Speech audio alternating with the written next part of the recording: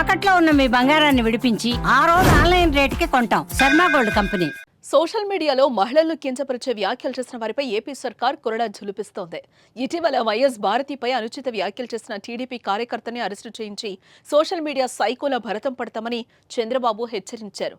తాజాగా deputy CM Pawan Kalyan ఫ్యామిలీపై అసభ్యకర పోస్టులు చేసిన ముగ్గురు యువకులను పోలీసులు అరెస్టు చేసి విచారిస్తున్నారు.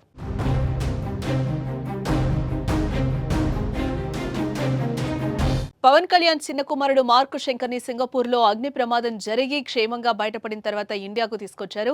అనంతరం పవన్ భార్య తిరుమలలో తలనీలాలు సమర్పించి మొక్కులు చెల్లించుకున్నారు. ఆమె అన్నప్రసాదానికి కూడా 17 లక్షలు విరాళంగా ప్రకటించారు.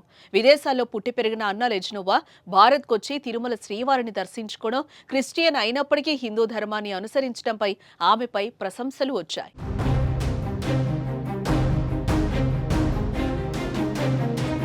కొడుకు కోసం అన్నా లెజినోవా చేసిన మంచి పనిని చాలా మంది పొగిడారు కూడా. అయితే కొందరు డిప్యూటీ సీఎం పవన్ కళ్యాణ్ తో పాటు భార్య అన్నా లెజినోవా, కుమారుడు మార్కు శంకర్ పై ట్రోలింగ్ మొదలు పెట్టారు.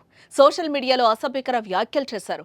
దీంతో వెంటనే రంగంలోకి దిగిన పోలీసులు కర్నూలు జిల్లాలోని గూడూరు పట్టణంలో ముగ్గురు యువకులను గుంటూరు సైబర్ క్రైమ్ పోలీసులు అదుపులోకి తీసుకున్నారు.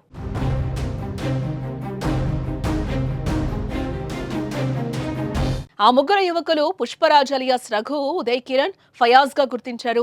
పుష్పరాజు అల్లు అర్జున్ అభిమానిగా తెలుస్తోంది. ఉదయ్ కిరణ్, ఫయాజ్ స్థానికంగా సెల్ షాప్ ను నిర్వహిస్తూ తమ జీవనాన్ని కొనసాగిస్తున్నారు. వీరు షాప్ లోనే పుష్పరాజు పనిచేస్తూ ఉన్నాడు. మొదట పుష్పరాజ్ మార్క్ శంకర్ పై అనుచిత వ్యాఖ్యలతో పోస్టు చేశాడు.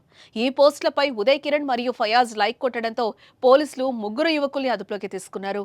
ఈ ముగ్గురిని కర్నూలు నుంచి గుంటూరుకు తరలించి గోప్యంగా విచారిస్తున్నట్లుగా సమాచారం.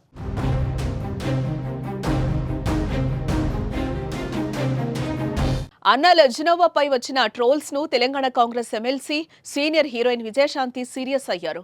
తన ట్విట్టర్ ఖాతాలో అన్నా లెజినోవాపై ప్రశంసలు కురిపించారు. అలాగే ఆమెను ట్రోల్స్ చేసిన వారిపై అసహనం వ్యక్తం చేశారు.